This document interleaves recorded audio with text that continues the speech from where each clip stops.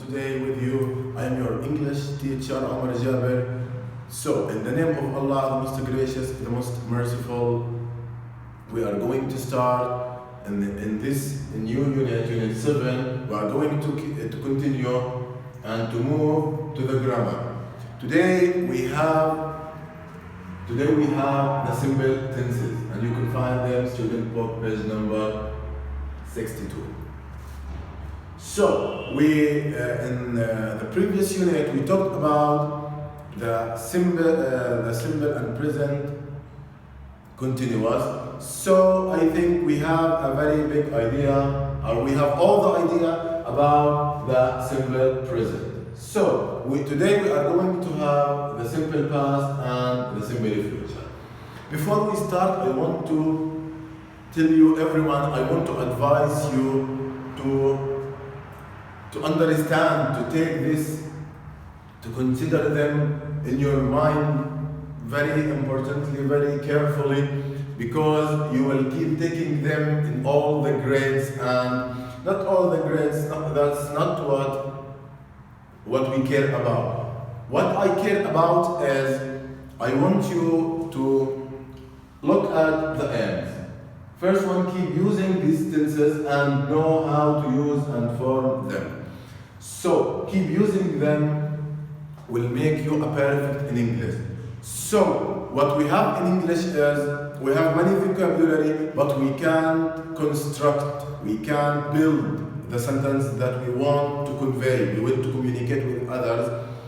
So we have enough vocabulary, we have enough words and verbs and pronouns, and we have nouns, we have adjectives, we have adverbs, we have prepositions, but we can't communicate. Why? Because we can't build these words as a building. So when you want to build a building, you have to use them with them a pace. You can't build in any way. You have to build them in a very good way. So when you want to build a sentence in English, you have to use these tenses. And by the way, these tenses, the simple tenses, are the most important. And what's below them is the continuous tenses. So when you finish the simple tenses and you understand them very well, you have to move to the continuous or progressive tenses. They are very important to communicate with others. Let's start. Simple tenses. We have the past simple, we have the present simple, we have the simple future. Or you can say simple past, simple present, simple future, as you like it. Both are right, by the way. So when we are talking about past, something that happened. When we are talking about present, something at this moment. When we are talking about future, something will happen in the future. The word defining itself. So when we are talking about the past, we use it with something that started and ended at a specific time in the past. But this specific time may be mentioned, maybe not mentioned. So it's not specifically to see the word yesterday. Maybe you have at 6 yesterday in Brazil. I was born in Brazil when he did not mention. It's a specific time in the past, but maybe be mentioned, maybe not mentioned. Okay? When we are talking about the past simple, you have to. With a plural, we use verb to. With a singular, also verb to. So it's easy and it's important. And keep concentrating in these tenses. For example, when I say I, we deal with it as a plural. I what? I, for example, teached. We have to use ed. Ed is the past symbol of any verb. Not any verb, any regular verb. What about the irregular? We have a problem with these verbs, but they are very easy. You can memorize them in a short period and it's okay. Not every verb in English could be ed. We have irregular cases. We have to deal with them in different way. And we talked about that. I think we are going to talk again. For example, when we are talking about cut, will I say cut in the past simple? Will we say cut it? No, it's totally wrong. No, cut. The next verb is cut, and the verb 3 is also cut. Please don't be confused, it's very easy. And we have also different cases like drive, drove, driven. We have speak, spoke, spoken. We have different cases and you have to memorize all of them.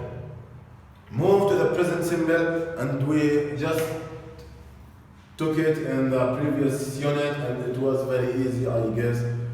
So, the present simple. The present simple, when we are talking about a plural, I, we, they, you, or any plural noun, you have to use verb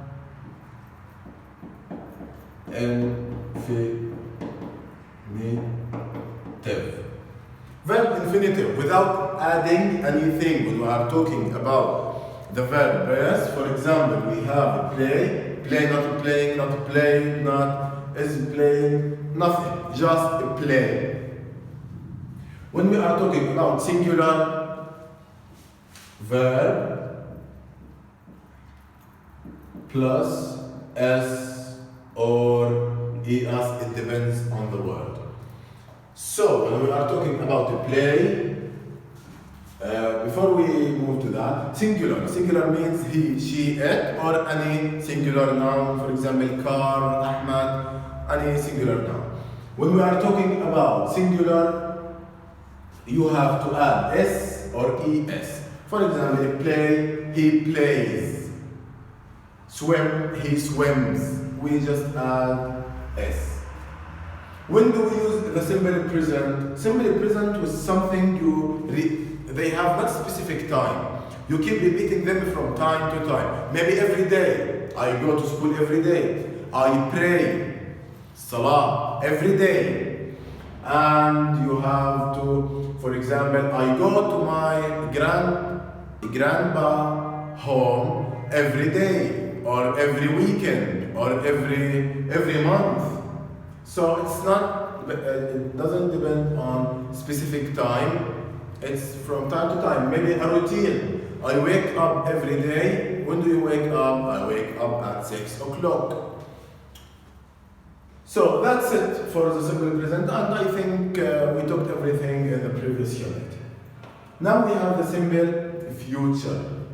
The future is something that will happen, and time will come, not happen past or no.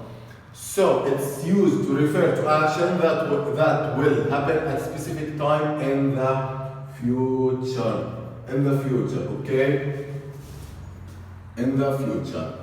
The specific time may or not be mentioned, it's the same. It's the same, not maybe mentioned or not, it depends. So I will study for the next exam. I did not mention a time, so it's okay. Or I will say, tomorrow I will play football, it's mentioned, so it doesn't matter. So what we have to use is will with a plural and singular. It doesn't differ, they are the same. Plural and singular, we use shall or will, or we have be going to plus verb infinitive. Be careful, after shall or will or should or all the models. We after them use verb infinitive. Shall, should, could, can, may, might. With all of them we use verb infinitive. tell. Okay, I think that's clear. Shall or will or be going to, they have different cases. Will with things, maybe for a prediction, تتوقع something maybe will happen, maybe will not happen without any evidence, بدون دليل. But when we are talking about be going to, something that will happen is scheduled, something is important, something is with evidence. I think it's cloudy, so it's going to rain. سوف تمطر لأنها مغيمة. I have an evidence here. But when we are talking about will, I maybe say Real Madrid will lose tomorrow. Why they will lose? I don't know, I don't love them, I don't have evidence. But they will lose, that's a prediction, توقع, okay? And shall maybe have the same meaning with will, but in less degree. They shall play, they have to do something, okay? You are advising someone to do something. You shall study for the exam. So if you don't study, you will have a problem. Here we use shall. Let's see the examples. I will go to the park tomorrow. I will. They shall not go on the school trip next week. So here we have advice. They shall not go, and maybe shall have the same meaning with will, سوف, okay? And is going to play soccer at 5. And I think that's it for the tenses. They are very easy. Try to keep using them. Write something as I asked you in the previous lesson, in the simple and present continuous.